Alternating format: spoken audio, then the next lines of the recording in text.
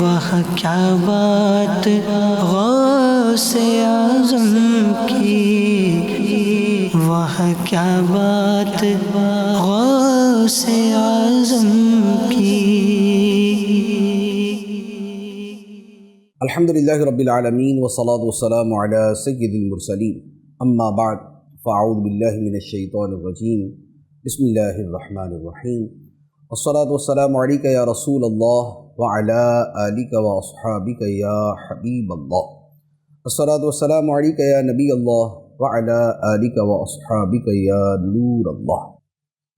سلسلہ ہے سرکار غوث اعظم شیخ عبد القادر جیلانی قدس سرہ النورانی کی ذات مبارک، آپ کی صفات، آپ کے کردار، آپ کے احوال اور آپ کی عظمت و شان کے بارے میں آج جس موضوع پر میں کلام کروں گا وہ تصوف کا بلکہ دین اسلام کا بڑا بنیادی موضوع ہے، اور وہ ہے نبی پاک صلی اللہ تعالی علیہ وآلہ وسلم کی کامل اتباع۔ اہل تصوف ہوں یا اہل فقہ ہوں، محدثین ہوں یا مفسرین ہوں، سب کا اس بات پر اتفاق ہے کہ اللہ تعالیٰ کی بارگاہ میں جو پسندیدہ راستہ ہے اور خدا کے قرب کے حصول کا جو ذریعہ ہے وہ شریعت کی پیروی، نبی پاک صلی اللہ تعالیٰ علیہ وآلہ وسلم کے طریقے کی اتباع اور آپ کی سنت پر عمل کرنا ہے۔ اتباع شریعت اور اتباع سنت کے بغیر خدا کی بارگاہ تک رسائی کا کوئی راستہ نہیں۔ اس لیے ہمیشہ سے اولیاء، صوفیاء، علماء سب اپنی کتابوں میں شریعت اور سنت کی اتباع کی دعوت دیتے آئے، اور کیوں نہ ہو کہ فقہی دنیا ہو یا تصوف کی دنیا ہو، سب کی جو بنیاد ہے وہ رب کا کلام ہے، قرآن ہے۔ اور اللہ تعالیٰ نے قرآن پاک میں بڑے واضح طور پہ ارشاد فرما دیا کہ خدا کی اطاعت کا ذریعہ رسول کریم صلی اللہ علیہ وآلہ وسلم کی اطاعت ہے۔ فرمایا من یطع الرسول فقد اطاع اللہ، جو رسول کی اطاعت کرتا ہے تو بے شک وہ اللہ کی اطاعت کرتا ہے۔ اور نبی پاک صلی اللہ علیہ وآلہ وسلم کی اتباع کے بارے میں فرمایا قل ان کنتم تحبون اللہ فاتبعونی یحببکم اللہ ویغفر لکم ذنوبکم۔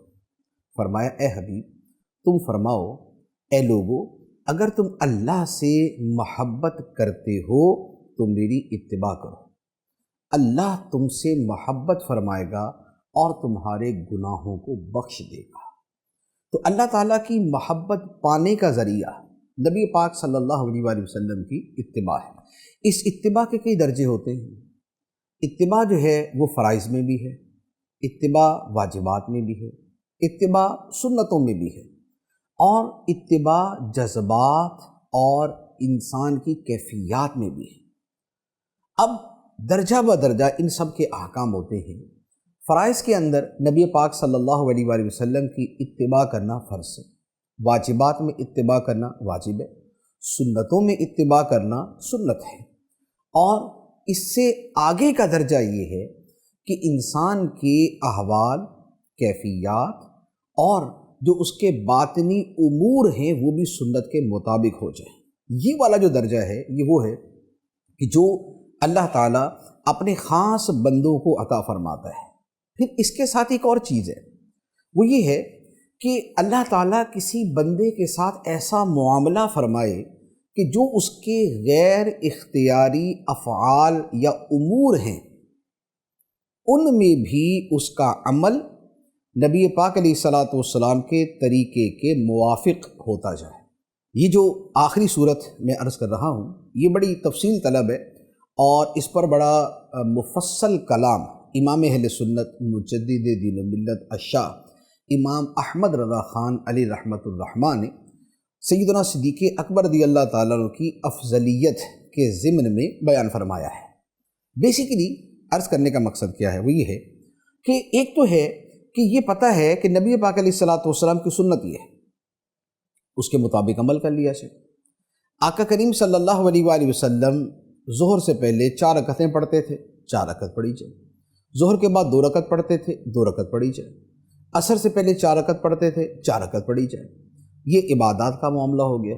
اسی طرح معاملات کا، اخلاقیات کا اور دیگر چیزوں کا ہے، اور یہ وہ اتباع ہوگی جو اختیاری ہے، جو بندہ قصد کرے گا، کوشش کرے گا، خود عمل کرے گا، اور پھر وہ اتباع وجود میں آئے گی۔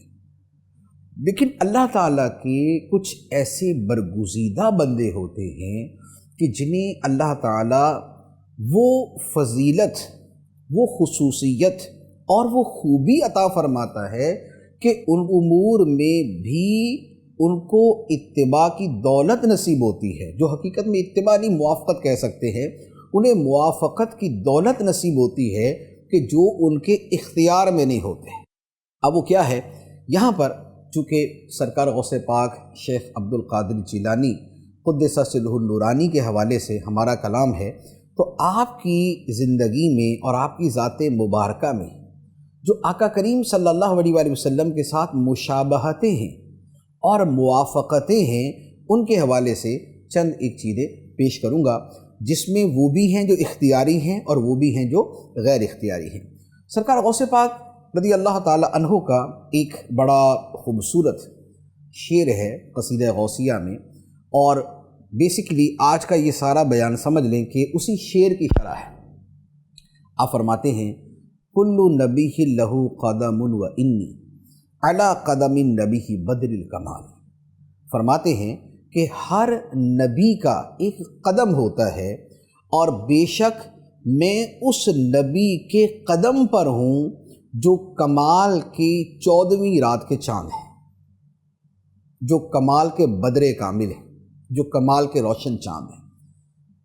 مطلب یہ ہے کہ ہر نبی کا ایک طریقہ ہوتا ہے جس پر اس کی امت چلتی ہے، اسے فالو کرتی ہے، اور اس امت کے جتنے خواص ہوتے ہیں وہ اسی قدر زیادہ دل سے اور زیادہ گہرائی سے اس طریقے پر عمل کرتے ہیں۔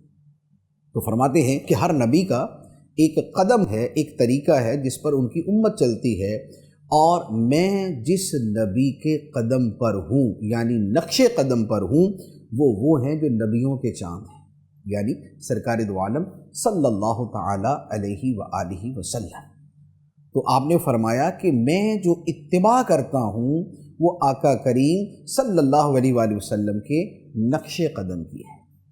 اب یہ جو اتباع ہے، یہ وہی جو میں نے شروع میں بیان کیا کہ ایک ہے اختیاری اور ایک ہے خدا کی طرف سے تائیدی ایک موافقت۔ اب چند ایک چیزیں وہ بیان کرتا ہوں۔ پہلی بات، نبی پاک صلی اللہ تعالیٰ علیہ وآلہ وسلم کے دنیا میں تشریف لانے سے پہلے آپ کی آمد کی خبریں اللہ تعالیٰ نے اپنے نبیوں کی زبان سے بیان فرمائی۔ قرآن پاک کی آیت مبارکہ ہے، حضرت عیسیٰ علیہ السلام نے نبی پاک صلی اللہ تعالیٰ علیہ وسلم کی تشریف آوری سے پہلے آپ کے بارے میں اپنی امت سے بیان کیا، مبشرا برسول یأتی من بعد اسمہ احمد۔ فرمایا کہ اے بنی اسرائیل، میں تمہاری طرف اللہ کا بھیجا ہوا ہوں، اللہ کا رسول ہوں۔ میرے آنے کا مقصد کیا ہے؟ فرمایا کہ میں خوشخبری دینے والا ہوں اس رسول کی جو میرے بعد آئیں گے، ان کا نام احمد ہوگا۔ تو نبی نے نبی کے آنے کی خوشخبری دی۔ عیسیٰ علیہ السلام جیسے جلیل القدر پیغمبر نے اپنے سے افضل نبی سرکار دو عالم حبیب خدا صلی اللہ علیہ وآلہ وسلم کے آنے کی خوشخبری دی۔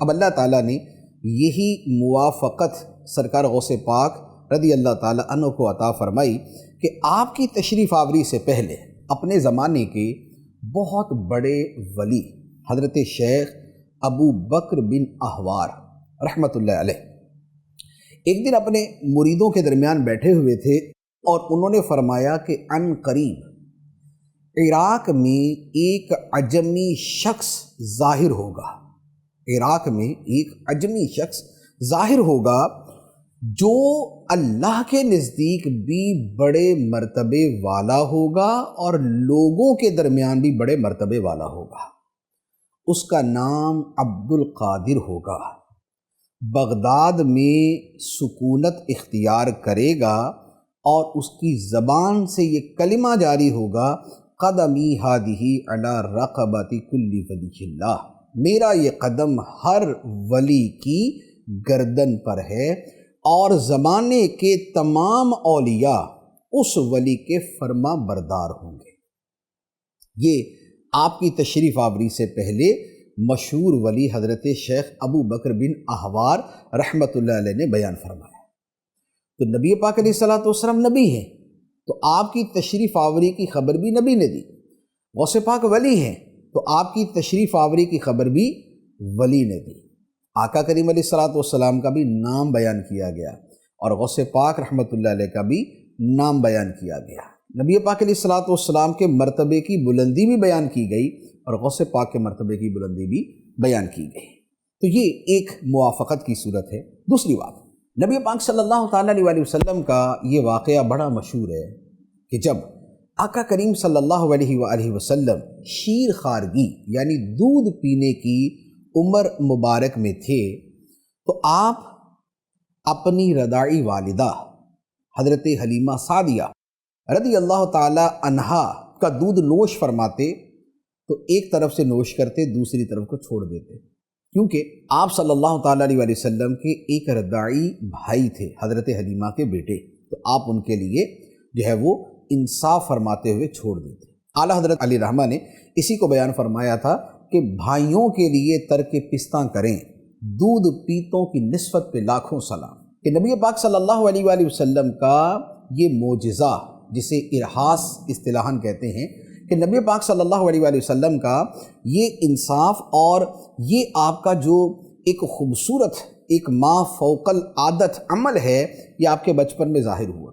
اللہ تعالیٰ نے اسی کا عکس اور اسی کا سایہ سرکار غوث پاک رضی اللہ تعالیٰ عنہ کو عطا فرمایا۔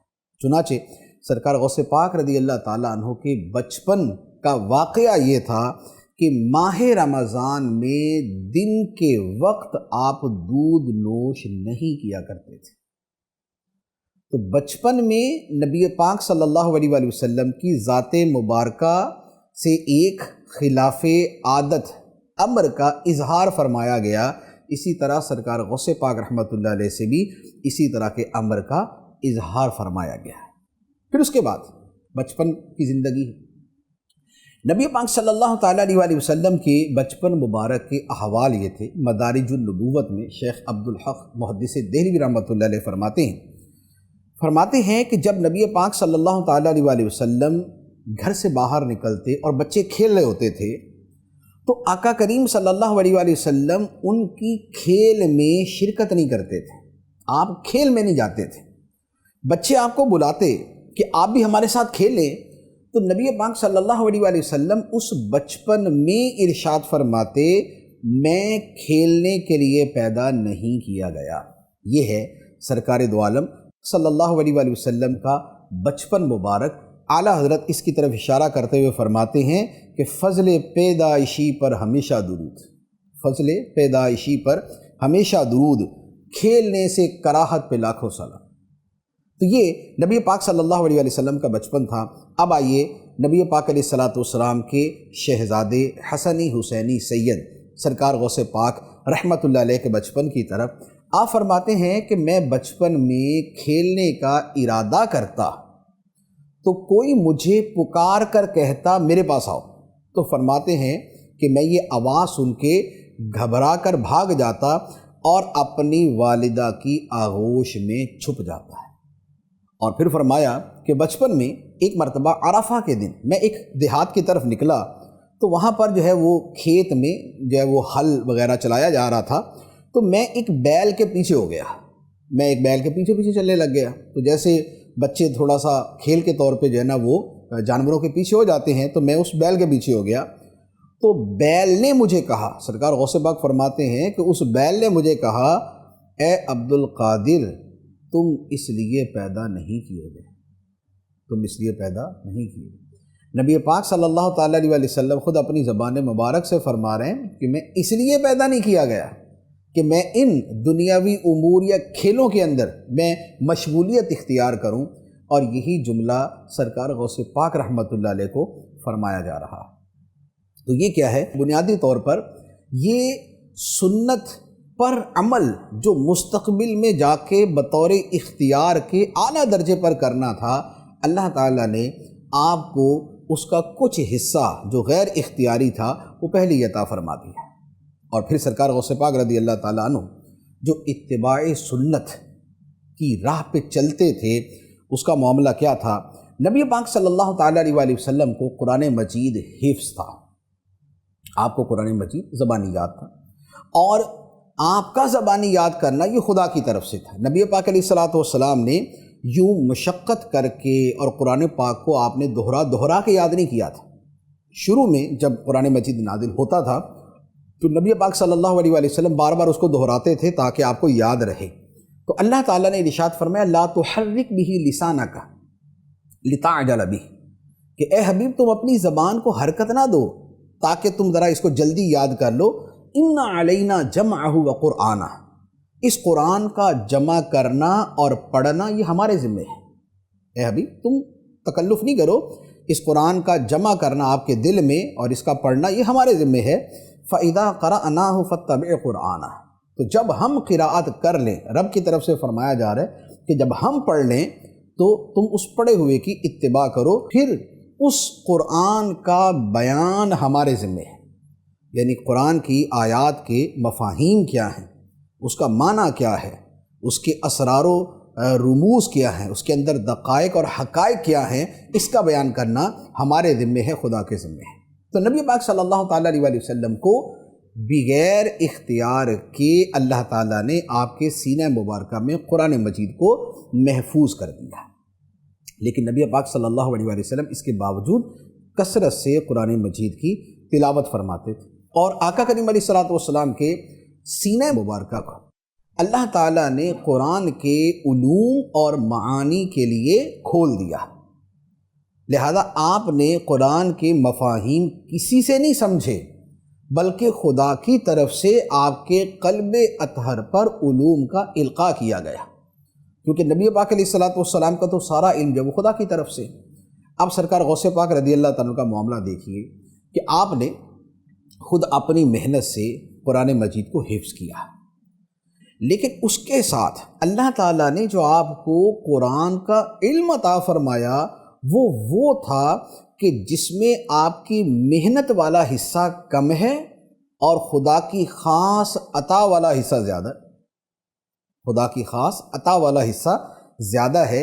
اسی لیے سرکار غوث پاک رحمۃ اللہ علیہ جب قرآن مجید کی تفسیر بیان فرماتے تو آپ کی اس محفل میں، آپ کے اس اجتماع میں بڑے بڑے علماء شریک ہوتے جو تفسیر کے، حدیث کے، فقہ کے، دیگر علوم کے ماہر ہوتے، لیکن سرکار غوث پاک رحمۃ اللہ علیہ قرآن مجید کی آیتوں کے جو معانی، جو مفاہیم بیان فرماتے تھے، علماء کہتے کہ ہمارے کان آج تک ان سے آشنا نہ تھے۔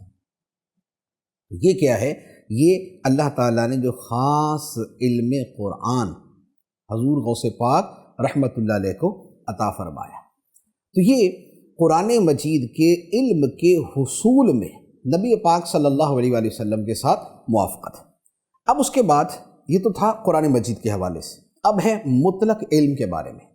نبی پاک صلی اللہ تعالیٰ علیہ وآلہ وسلم اعلم الاولین والآخرین ہے، کائنات میں سب سے بڑھ کر علم اللہ تعالیٰ نے نبی پاک علیہ الصلوۃ والسلام کو عطا فرمایا۔ قرآن پاک میں ارشاد فرمایا وَنَزَّلْنَا عَلَيْكَ الْكِتَابَ تِبْيَانًا لِكُلِّ شَيْءٍ، اور اے حبیب ہم نے تم پر یہ کتاب نازل فرمائی جس میں ہر شے کا روشن بیان ہے۔ یعنی قرآن جو ہے اللہ تعالیٰ نے ایسا عطا فرمایا کہ جس میں ہر شے کا روشن بیان، اور اس کے باوجود نبی پاک صلی اللہ علیہ وآلہ وسلم اللہ کی بارگاہ میں دعا کرتے تھے اور رب زدنی علما، اے میرے رب میرے علم میں اضافہ کرتے۔ تو نبی پاک صلی اللہ علیہ وآلہ وسلم کو اللہ تعالیٰ نے علوم عطا فرمائے، اور یہ علوم بذریعہ قرآن تھے، یہ علوم بذریعہ القاء تھے، یہ علوم اللہ کی خاص عطا تھے۔ اور اللہ تعالیٰ نے سرکار غوث پاک شیخ عبد القادر جیلانی رحمۃ اللہ علیہ کو جو علوم عطا فرمائے اس میں آپ نے ابتداءً تو باقاعدہ محنت سے اساتذہ سے علم حاصل کیا، اور جو علم کی بنیادیں ہیں وہ آپ کے قلب مبارک میں مستحکم ہوئیں۔ اس کے بعد اللہ تعالیٰ نے پھر آپ کے دل پر علم کے دروازے کھول دیے۔ سرکار غوث پاک رحمۃ اللہ علیہ فرماتے ہیں اللہ تعالیٰ نے علم لدنی کے 70 دروازے میرے لیے کھول دیے، علم لدنی کے 70 دروازے میرے لیے کھول دیے، اور ہر دروازہ زمین و آسمان کی وسعت سے بھی زیادہ وسیع ہے۔ ایسے 70 دروازے اللہ تعالیٰ نے علم لدنی کے میرے اوپر کھول دیے۔ تو یہ آپ پر غوث پاک رحمۃ اللہ علیہ پہ یہ عطا ہے، اور اس عطا کا وسیلہ ہیں نبی پاک صلی اللہ تعالیٰ علیہ وآلہ وسلم۔ پھر نبی پاک علیہ الصلوۃ والسلام کی طریقے پر اور آپ کی سنت پر عمل کے اعتبار سے آپ کا ایک بطور خاص عمل وہ ہے علم دین پھیلانے کے لیے مدرسہ قائم کرنا اور اس میں دین کی تعلیم دینا۔ نبی پاک صلی اللہ تعالیٰ علیہ وسلم نے اپنی شان بیان فرمائی انما بعثت معلما، مجھے معلم تعلیم دینے والا بنا کر مبعوث کیا گیا، بھیجا گیا۔ تو نبی پاک صلی اللہ تعالیٰ علیہ وسلم نے مدرسہ قائم فرمایا۔ ہمارے اصطلاحی مدرسہ کے اعتبار سے وہ لفظ نہیں ہے، لیکن مدرسہ کہ جہاں پر علم دین پڑھایا جاتا ہو، اور وہ کون سا تھا؟ وہ اصحاب صفہ کا چبوترا تھا، مسجد نبوی شریف کے متصل جو ہے وہ چبوترا کے جہاں پر صحابہ کرام علم دین حاصل کیا کرتے تھے۔ اور نبی پاک صلی اللہ تعالیٰ علیہ وسلم نے جو علم ان صحابہ کرام کو عطا فرمایا وہ 2 طرح تھا۔ ایک وہ علم تھا کہ جو باقاعدہ سکھایا جاتا تھا، قرآن کی صورت سکھائی گئی، اس کا معنی بیان کیا گیا، نماز کا طریقہ سکھایا گیا، زکوٰۃ کے احکام سکھائے گئے، روزے کے مسائل بیان کیے گئے، دین کے دیگر احکام بتائے گئے۔ تو یہ ایک طریقہ تھا، اور دوسرا طریقہ یہ تھا کہ نبی پاک صلی اللہ تعالیٰ علیہ وآلہ وسلم نے کسی کو اپنی نگاہوں سے پڑھایا، نگاہوں سے علم عطا فرمایا۔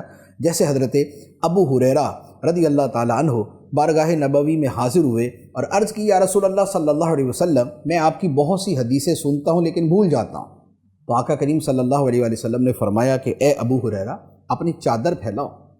حضرت ابو ہریرہ نے اپنی چادر پھیلائی، نبی پاک صلی اللہ علیہ وسلم نے یوں اس طرح اپنے دست مبارک کو جمع کیا جیسے چلو بھرتے ہیں، اور اس طرح بھر کے آپ کی چادر میں ڈال دیا۔ حضرت ابو ہریرہ رضی اللہ تعالیٰ نے چادر اٹھائی، اپنے سینے سے لگائی، اور فرماتے ہیں کہ اس کے بعد پوری زندگی میں کوئی حدیث نہ بھولا۔ تو یہ کیا تھا؟ یہ یوں کہہ لیں یہ نگاہوں کی عطا ہے، وہ جو ہے وہ باقاعدہ سکھانا تھا، یہ نگاہوں کی عطا ہے۔ اللہ تعالیٰ نے سرکار غوث پاک رحمۃ اللہ علیہ نبی پاک صلی اللہ تعالیٰ علیہ وآلہ وسلم کے اس انداز مبارک، اس شان تعلیم، اس شان تدریس اور اس شان عطا سے حصہ عطا کیا کہ آپ رحمۃ اللہ علیہ نے باقاعدہ بھی پڑھایا اور نگاہوں سے بھی پلایا۔ آپ نے دونوں طرح جو ہے وہ علم کو آپ نے ٹرانسفر کیا۔ چنانچہ سرکار غوث پاک رحمۃ اللہ علیہ کا باقاعدہ مدرسہ تھا، آپ کا باقاعدہ مدرسہ تھا، جیسے آج کے زمانے میں مدارس ہوتے ہیں علم دین سیکھنے سکھانے کے لیے، سرکار غوث پاک رحمۃ اللہ علیہ کا اسی طرح مدرسہ تھا۔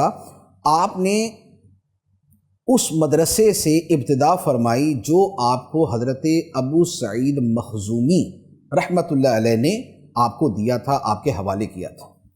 اور سرکار غوث پاک رحمۃ اللہ علیہ اپنے مدرسے میں باقاعدہ آپ مختلف علوم کی تدریس کیا کرتے تھے، اور وقت کے اکابر علماء اور بعد میں بڑے بڑے اولیاء بننے والے آپ سے شرف تلمذ حاصل کیا کرتے تھے۔ چنانچہ حضرت علامہ شعرانی رحمۃ اللہ علیہ بیان فرماتے ہیں کہ سرکار غوث پاک رحمۃ اللہ علیہ کے مدرسہ عالیہ میں لوگ آپ سے تفسیر، حدیث، فقہ اور علم کلام یعنی علم عقائد پڑھتے تھے، دوپہر سے پہلے اور دوپہر کے بعد، یعنی سرکار غوث پاک رحمۃ اللہ علیہ کا تدریس فرمانا جو ہے یہ ایک بڑا لمبا عمل تھا. ظہر سے پہلے بھی تدریس فرماتے، ظہر کے بعد بھی تدریس فرماتے، اور پھر ان دونوں وقتوں میں یہ تفسیر، حدیث، فقہ، کلام اور اصول اور نحو یہ آپ پڑھایا کرتے تھے. اور اسی طرح ظہر کے بعد مختلف قراءتوں کے ساتھ قرآن مجید پڑھاتے تھے. تو یہ سرکار غوث پاک رحمۃ اللہ علیہ کی تدریس ہے کہ نبی پاک صلی اللہ تعالیٰ علیہ وسلم نے دین کا علم باقاعدہ صحابہ کرام کو سکھایا. تو سرکار غوث پاک رحمۃ اللہ علیہ نے اسی سنت پر عمل کیا کہ علماء نبیوں کے وارث ہوتے ہیں، اور میراث کیا ہوتی ہے؟ علم دین. تو علماء نبیوں کے وارث، اور یہ وراثت ہے علم کی. تو علماء اس علم کو جو امت کو سکھاتے ہیں، جو لوگوں کو پڑھاتے اور بتاتے ہیں، یہ اسی نیابت اور اسی وراثت کا حق ادا کرتے ہیں. اور پھر نبی پاک صلی اللہ تعالیٰ علیہ وسلم نے جیسے نگاہوں سے پڑھایا، جو میں نے حضرت ابو ہریرہ رضی اللہ تعالیٰ عنہ کا واقعہ بیان کیا، سرکار غوث پاک رحمۃ اللہ علیہ نے بھی اپنی نگاہوں سے کتنوں کو کتنا علم عطا فرمایا. آپ کی سیرت کی کتابیں اس سے بھری پڑی. ایک واقعہ بیان کرتا ہوں بہجت الاسرار میں جو لکھا ہے. سلسلہ سہروردیہ کے شیخ شہاب الدین سہروردی رحمۃ اللہ علیہ، آپ فرماتے ہیں کہ مجھے علم کلام یعنی علم عقائد کا بڑا شوق تھا. اچھا، علم عقائد جو ہے وہ ویسے تو بڑا اچھا علم ہے کہ عقائد دین کی بنیاد ہیں، اور ان کا سیکھنا، سکھانا، بتانا، پڑھنا بڑی اہم چیز ہے. لیکن ہوتا یہ ہے کہ بعض اوقات اس میں ایک مناظرے بازی کا رنگ، اور اس میں پھر جو غلط عقائد ہیں انہیں پڑھنا اور ان کے دلائل پڑھنا، یہ بعض اوقات نقصان دہ ثابت ہو سکتا ہے. تو حضرت شیخ شہاب الدین سہروردی رحمۃ اللہ علیہ فرماتے ہیں کہ مجھے علم کلام کا بڑا شوق تھا، اور میں نے اس فن کی یعنی اس شعبے کی بہت سی کتابیں حفظ کی ہوئی تھی، زبانی یاد کی ہوئی تھی. تو میرے چچا شیخ نجیب الدین عبد القادر سہروردی رحمۃ اللہ علیہ، آپ نے مجھے ایک دن ساتھ لیا اور سرکار غوث پاک رحمۃ اللہ علیہ کی خدمت میں پیش کرنے کے ارادے سے گھر سے نکلے. راستے میں مجھے میرے چچا شیخ عبد القادر رحمۃ اللہ علیہ نے مجھ سے فرمایا، اے عمر، شیخ شہاب الدین سہروردی رحمۃ اللہ علیہ کا نام جو ہے وہ عمر ہے، مجھے فرمایا، اے عمر، ہم اس وقت اس ہستی کی بارگاہ میں جا رہے ہیں جن کا دل اللہ کی طرف سے خبر دیتا ہے. جن کا دل اللہ کی طرف سے خبر دیتا ہے، تو دیکھو ان کی بارگاہ میں محتاط رہنا تاکہ ان کے دیدار کی برکتیں حاصل کرو. تو اب شیخ شہاب الدین سہروردی رحمۃ اللہ علیہ فرماتے ہیں کہ ہم حاضر بارگاہ ہوئے تو میرے چچا نے غوث پاک کی بارگاہ میں عرض کی کہ حضور، یہ میرا بھتیجا ہے، علم کلام کے شوق میں، علم عقائد کے شوق میں گرفتار ہے، اور اس فن کی کئی کتابیں اس نے زبانی یاد کر رکھی ہیں. میں اس کو منع کرتا ہوں لیکن یہ مانتا نہیں. تو وہ منع کرنا اسی وجہ سے جو میں نے شروع میں بیان کیا.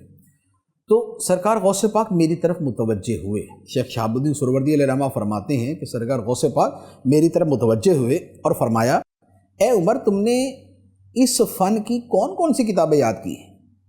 تو میں نے بتایا کہ فلاں کتاب، فلاں کتاب، فلاں کتاب. یہ سن کر سرکار غوث پاک رحمۃ اللہ علیہ نے اپنا دست مبارک میرے سینے پر پھیرا. خدا کی قسم، آپ کا ہاتھ ہٹنے نہ پایا تھا کہ مجھے ان کتابوں کا ایک لفظ بھی یاد نہ رہا. ایک لفظ بھی یاد نہیں رہا جن کو میں نے بڑی محنت سے زبانی یاد کیا ہوا تھا.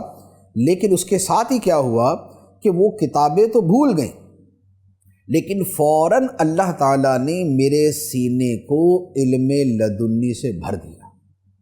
سرکار غوث پاک رحمۃ اللہ علیہ کہ دست مبارک کی برکت سے وہ علم کہ جو کسی اعتبار سے مضر، نقصان دہ ثابت ہو سکتا تھا، وہ تو مٹ گیا، لیکن علم لدنی جو ہے وہ اللہ تعالیٰ نے عطا فرما دی. پھر ایک اور موافقت، نبی پاک صلی اللہ تعالیٰ علیہ وسلم کا جو زندگی بھر معمول رہا وہ رہا نصیحت فرمانا، واعظ کرنا، سمجھانا، انفرادی طور پر بھی، اجتماعی طور پر بھی. یہ واعظ و نصیحت نبی پاک صلی اللہ تعالیٰ علیہ وسلم کی سنت مبارکہ ہے. اور آپ کے اس واعظ کا، اس نصیحت کا موضوع کیا ہے تو حدیث کی آپ کتابیں پڑھ کے دیکھیں، آپ کو پتہ چلے گا کہ ایک طرف تو مسائل سکھائے جاتے ہیں اور ایک طرف اللہ کی عظمتوں کا بیان ہے، منبر پر خدا کی شان کا بیان ہے، اور اس کے ساتھ غیب کی خبریں دی جا رہی ہیں، اس کے ساتھ تقوی، خوف خدا، توکل، قناعت، صبر، شکر، ان سب چیزوں کا بیان ہے۔ اور سرکار غوث پاک رحمۃ اللہ علیہ نے اس سنت پر یہ واعظ کرنے کی، نصیحت کرنے کی، لوگوں کو سمجھانے کی جو سنت پر عمل کیا، اس میں یہ ساری چیزیں آپ کو نظر آئیں گی۔ اس میں یہ بھی نظر آئے گا کہ آپ کثرت سے واعظ فرماتے تھے، اس میں یہ بھی ہے آپ انفرادی بھی سمجھاتے تھے، اس میں یہ بھی ہے آپ اجتماعی طور پر بھی لوگوں کو سمجھاتے تھے، اور آپ کے سامنے اتنا بڑا مجمع ہوا کرتا تھا کہ ہزار افراد، 40 ہزار افراد آپ کے مجمع میں موجود ہوتے تھے آپ کے واعظ کو سننے کے لیے۔ اور آپ کے جو موضوعات تھے، جو آپ کے بیانات ہیں، تو سرکار غوث پاک رحمۃ اللہ علیہ کی جو آپ کے فرمودات ہیں، جو آپ کے واعظ کی کتابیں ہیں، اگر ان کو پڑھیں، جیسے فتوح الغیب ہے، تو آپ فتوح الغیب کا مطالعہ کریں تو آپ کو پتہ چلے گا کہ کس درجے کی باتیں اس میں، اللہ پر ایمان، اللہ سے محبت، دنیا سے بے رغبتی، آخرت کی طرف شوق اور توکل، صبر، شکر، قناعت، ان امور پہ اتنا عالی شان آپ نے کلام فرمایا ہے کہ سبحان اللہ۔ آپ کے کلام کی نوعیت کیا تھی؟ جیسے سرکار دو عالم صلی اللہ تعالیٰ علیہ وسلم نے ارشاد فرمایا کہ مجھے اللہ تعالیٰ نے بڑے جامع کلمات عطا فرمائے۔ جامع کلمات کہ الفاظ تھوڑے ہیں لیکن معنی بہت زیادہ ہے اور کلام بڑا مؤثر ہے۔ تو سرکار غوث پاک رحمۃ اللہ علیہ کا معاملہ یہ تھا کہ اللہ تعالیٰ نے آپ کو ایسی جامعیت عطا فرمائی کہ آپ کا کلام جامع بھی ہوتا تھا، مؤثر بھی ہوتا تھا۔ آپ کے جو خطبات ہیں ان میں صرف ایک میں اقتباس جو ہے وہ نقل کرتا ہوں، تھوڑا سا طویل ہے لیکن اس سے یہ پورا سمجھ آئے گا کہ سرکار غوث پاک رحمۃ اللہ علیہ کا جو انداز واعظ تھا اور جو آپ کے موضوعات نصیحت تھے وہ کیا ہوا کرتے تھے۔ تو فتوح الغیب سے ایک اقتباس ہے، سرکار غوث پاک رحمۃ اللہ علیہ فرماتے ہیں کہ لوگ 4 طرح کے ہوتے ہیں۔ ایک وہ جن کے پاس نہ زبان ہوتی ہے نہ دل، یعنی نہ تو زبان سے حکمت کی باتیں کر سکتے اور نہ ان کے دل میں کوئی اللہ کی معرفت اور اللہ کا خوف ہے۔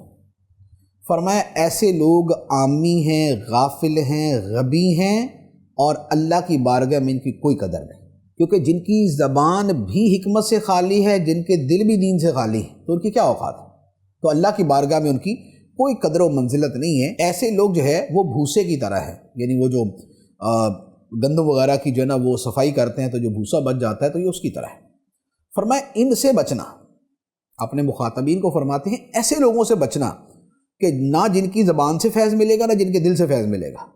ہاں فرمایا اگر تم عالم اور مبلغ ہو اور تم لوگوں کو واعظ و نصیحت کرتے ہو تو پھر ایسے لوگوں سے ملو، کیونکہ اب یہ لوگ اس کے مستحق ہیں کہ ان کو نیکی کی دعوت دی جائے، ان کو برائی سے منع کیا جائے، تو تم ان کو دعوت دو۔ اگر تم یہ کرو گے تو تم مجاہد قرار پاؤ گے، مجاہد، اور ان کا ہدایت پہ آنا جو ہے یہ بڑے قیمتی مال سے زیادہ قیمتی۔ تو یہ فرمایا یہ پہلے لوگ ہیں۔ فرمایا دوسرے لوگ وہ ہیں کہ جن کے پاس زبان تو ہے لیکن دل نہیں۔ زبان تو ہے، باتیں بڑی اچھی، لیکن دل کے اندر خدا کی معرفت، خدا کا خوف، توکل اور ایمانی جذبہ، ایمانی قوت، ایمان کی حرارت، ایمان کی نورانیت، ایسا کچھ نہیں۔ فرمایا یہ وہ لوگ ہیں جو خود اس پر عمل نہیں کرتے جو لوگوں کو بتاتے ہیں، لوگوں کو کہتے ہیں غیبت بڑی بری چیز ہے اور بعد میں خود ہی غیبت کر رہے ہوتے ہیں۔ تو فرمایا کہ یہ لوگ جو ہے لوگوں کو پارسائی کا بولتے ہیں لیکن تنہائی میں گناہ کرتے ہیں۔ تو فرمایا کہ یہ بدترین لوگ ہیں، ان سے دور بھاگو اور ان کے شر سے اللہ کی پناہ مانگو۔ تو یہ جو بد عمل ہیں کہ جن کی زبانوں پہ باتیں تو بڑی اچھی ہیں لیکن ان کا عمل اور ان کی قلبی حالت اچھی نہیں، تو فرمایا ان سے دور بھاگو۔ یہ سب سے بدتر طبقہ ہے۔ تیسری قسم، فرمایا لوگوں کی تیسری قسم وہ ہے کہ جن کے دل تو ہیں لیکن زبانیں نہیں ہیں، یعنی ان کے دل جو ہے وہ علم اور عرفان سے روشن ہیں، ان کے دل میں خدا کی معرفت ہے اور ان کے دل کے اندر جو ہے اللہ کا خوف اور تقوی اور جو قلبی خصوصیات ہوتی ہیں وہ موجود ہیں، لیکن ان کی زبانیں خاموش ہیں، ان کے دلوں میں وہ اسرار ہیں جو زبانوں پہ آ نہیں سکتے۔ فرمایا کہ یہ ایمان والے لوگ ہیں، اللہ نے انہیں اپنی مخلوق سے چھپا کے رکھا ہوتا ہے، ان پہ پردہ ڈالا ہوتا ہے، اللہ تعالیٰ انہیں ان کے نفوس کے عیوب سے آگاہ فرماتا ہے، اور یہ ریاکاری اور دیگر چیزوں کی باریکیوں کو سمجھتے ہیں، انہیں یقین ہو چکا ہوتا ہے کہ خاموشی اور گوشہ نشینی میں سلامتی ہے۔ تو اب سرکار غوث پاک فرماتے ہیں کہ یہ جو اہل دل ہیں، اہل زبان نہیں ہیں، اہل دل ہیں، فرمایا ان کی صحبت اور ان کی خدمت کو لازم پکڑ لو، اللہ تعالیٰ تمہیں بھی اپنے نیک لوگوں میں شامل کر لے گا۔ تو واقعتاً اہل دل کی صحبت جسے نصیب ہو جائے، سبحان اللہ، اس کی تو قسمت کا کیا کہنا۔ تو فرمایا یہ تیسری قسم کے لوگ ہیں، یہ تیسری قسم کے لوگ بڑے اچھے ہیں، بڑے افضل ہیں، لیکن ایک ان سے بھی بڑھ کر ہے، ایک ان سے بھی بڑھ کر ہے۔ وہ کون ہیں؟ فرمایا چوتھی قسم کے لوگ وہ ہیں کہ جن کے پاس زبان بھی ہے اور دل بھی ہے، جن کے دل اللہ کی معرفت اور خدا کی عبدیت اور عبودیت سے پر ہے، خدا کے اسرار و معارف سے پر ہیں، اور ان کی زبانیں اس بات کی صلاحیت رکھتی ہیں کہ لوگوں کی حیثیت کے مطابق ان کے سامنے چیزیں بیان کر سکیں۔ کسے شریعت کے صرف ظاہری اعمال بتانے ہیں، کسے کچھ باطن کی باتیں بتانی ہیں، کس کے سامنے اسرار و معارف کھولنے ہیں، اور کس کے سامنے بہت باریک باتیں کرنی ہیں۔ تو جن کے پاس زبان بھی ہے اور دل بھی ہے، تو سرکار غوث پاک فرماتے ہیں یہ وہ ہیں جنہیں اللہ نے ان رازوں پر آگاہ فرمایا ہے جو دوسرے لوگوں سے پوشیدہ ہیں۔ فرمایا یہ وہ لوگ ہیں جو انبیاء و مرسلین علیہم السلام کے جانشین ہیں، یہ اعلیٰ درجے کے نائب ہیں۔ ویسے ہر عالم باعمل جو ہے وہ نبیوں کا وارث ہے، لیکن جو اعلیٰ درجے کے وارثین ہیں وہ یہ علماء ربانیین ہیں۔ فرمایا یہ وہ ہیں کہ جن کے اوپر صرف مرتبہ نبوت ہے، کہ یہ نبیوں سے نیچے ہیں، لیکن ان کے اوپر جو ہے وہ مرتبہ نبوت ہے۔ تو یہ چوتھی قسم کے لوگ ہیں، اور جسے یہ نصیب ہو جائے کہ جن کے دل بھی خدا کی معرفت سے لبریز ہیں، اور جن کی زبان بھی آدمی کے علم میں، عمل میں، اللہ کی محبت میں اضافے کا باعث بنتی ہے، تو سبحان اللہ ایسوں کی صحبت کا نصیب ہونا تو نور علی نور ہے۔ تو یہ سرکار غوث پاک رحمۃ اللہ علیہ کا میں نے ایک واعظ آپ کے سامنے بیان کیا۔ تو وہ جو میں نے کہا تھا کہ نبی پاک صلی اللہ علیہ وآلہ وسلم واعظ فرماتے تھے اور بڑا مؤثر اور بڑے جامع کلمات کے ساتھ، تو اللہ تعالیٰ نے اس کا فیضان سرکار غوث پاک رحمۃ اللہ علیہ کو عطا فرمایا، اور اس سنت پہ عمل کرتے ہوئے آپ جامع اور مؤثر انداز میں لوگوں کو واعظ فرمایا کرتے تھے۔ اللہ تبارک و تعالیٰ سرکار غوث پاک رضی اللہ تعالیٰ عنہ کے فیوز و برکات سے ہمیں مالا مال فرمائے، آمین بجاہ النبی الامین صلی اللہ علیہ وسلم۔ وہ کیا بات غوث اعظم کی، وہ کیا بات غوث اعظم کی۔